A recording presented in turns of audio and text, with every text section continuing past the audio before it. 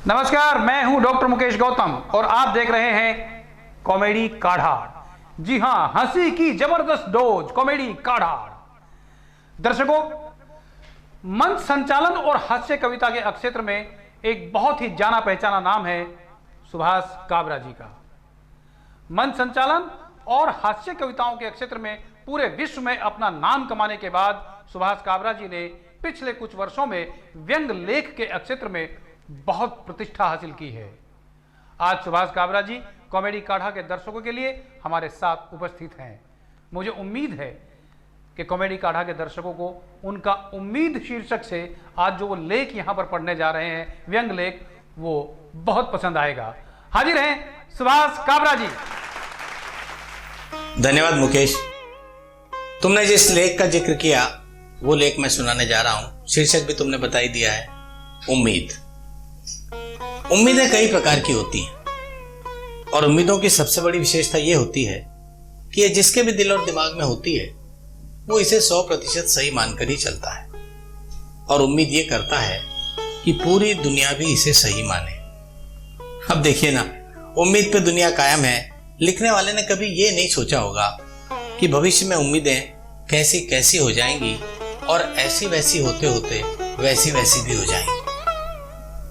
हमारे मुल्क में नेताओं को हमेशा यह उम्मीद रहती है कि जनता मूर्खता के नए नए आयाम छुएगी और फिर से उन्हें चुनेगी। उधर जनता भी बरसों से इसी उम्मीद में जी रही है कि वो हर बार घोषित अपराधियों को चुनेगी और उनसे सत्युग लाने की अपनी उम्मीद बरकरार रखेगी। मीडिया को यह उम्मीद है कि वो मुर्गे लड़ा लड़ा कर एक दिन शांति की स्थापना कर देगा और शांति को यह उम्मीद है कि एक दिन आएगा जब हर कोई केवल टीआरपी पर भरोसा करेगा और बाकी बातें भूल जाएगा।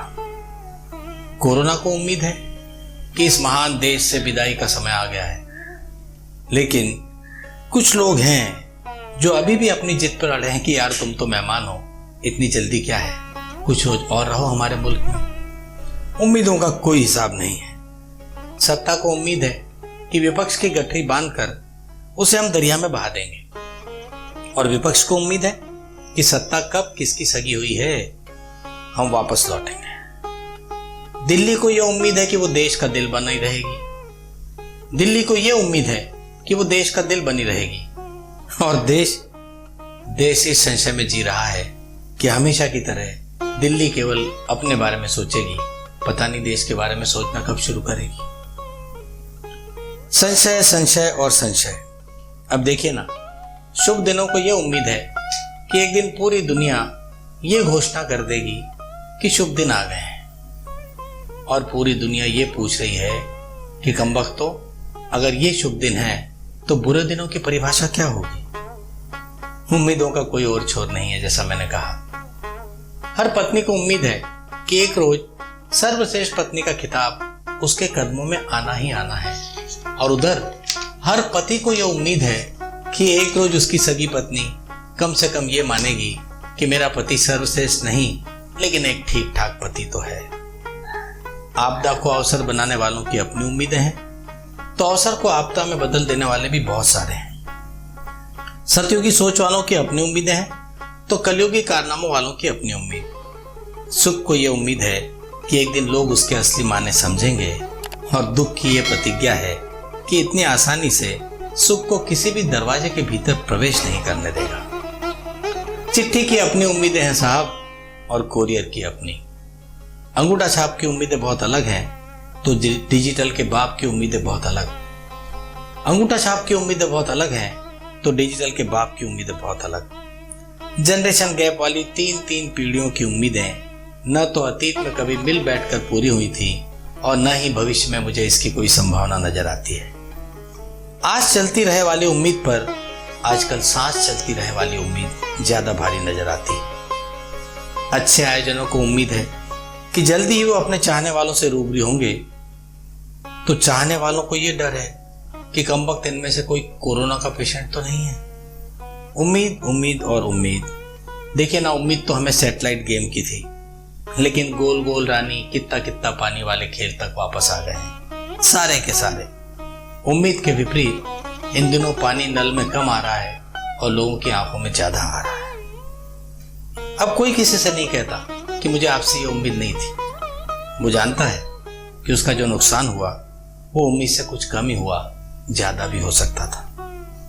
जब हर शख्स खुदा बना हुआ हो तो बंदों के मिलने की उम्मीद वैसे भी कम हो ही जाती है। शायर बेदर्दी आज सुबह सुबह फरमा रहे थे कि न जाने क्या नतीजा दे, न जाने क्या नतीजा दे मेरे मालिक तेरा करम, सुना है मुल्क की जनता बड़ी उम्मीद से है। उम्मीद तो है साहब। अब सवाल यह है कि जब जगह जगह उम्मीदों का पोस्टमार्टम जारी है तो फिर सब कुछ चल कैसे रहा है, ये जीवन चल कैसे रहा है? और जवाब यह है कि सौभाग्य से अभी भी कुछ लोग बचे हैं जो अंधेरों से नहीं घबराते। अंधेरों के खिलाफ युद्ध में मशाल ना सही लेकिन एक दीपक हाथों में लिए हुए हैं। उनकी उम्मीद है कि हर हाथ अगर एक एक दीपक थाम ले तो अंधेरा पीछे हटने पर मजबूर हो जाएगा। लेकिन रोशनी का ये पर्व सबको साथ मिलकर मनाना पड़ेगा। सबको साथ मिलकर मनाना पड़ेगा। उजाला बहुत ज्यादा कीमत कभी नहीं मांगता, लेकिन सद्भाव और समर्पण की उम्मीद तो उसे भी रहती है। शायद अब वो वक्त आ गया है दोस्तों कि हम सब आधुनिक विचारधारा के लोग यदि भीड़ भाड़ वाली जगहों पर नहीं जा पा रहे हैं तो दूर सुदूर पेड़ों की छांव में वही पुरानी चौपालें ढूंढें जहां सद्भाव, ज्ञान, अनुभव और भाईचारे की बयार बहा करती थी। जुगनू को अमावस की रात से लड़ा देने की प्रेरणा मिलती थी। हमारी खराब बातों की वजह से मैं जानता हूं ये काम इतना आसान नहीं है, लेकिन मैं ये भी जानता हूं कि ये काम इतना मुश्किल भी नहीं है। सावधानी केवल इतनी रखनी है कि जब आप ऐसी चौपालों में जाएं तो अपना फेसबुक, व्हाट्सएप और सोशल मीडिया वाला ज्ञान अपने घर पर ही छोड़कर जाएं। सुनाएं और जहां भी कोई उम्मीदों वाली सड़क नजर आए अपनी आसमान वाली उम्मीदों को दरकिनार कर दें और उम्मीदों वाली उस जमात के साथ चलना शुरू कर दें जो धीरे धीरे ही सही लेकिन आपको अपनी सही मंजिल तक पहुंचा कर छोड़ेगी। दोस्तों, उम्मीद है कि ये लेख आपको पसंद आया होगा और मुझे ये भी उम्मीद है कि आपके लाइक, आपके कमेंट और आपका साथ सहयोग मुझे ये बताएंगे कि मेरी उम्मीद गलत नहीं।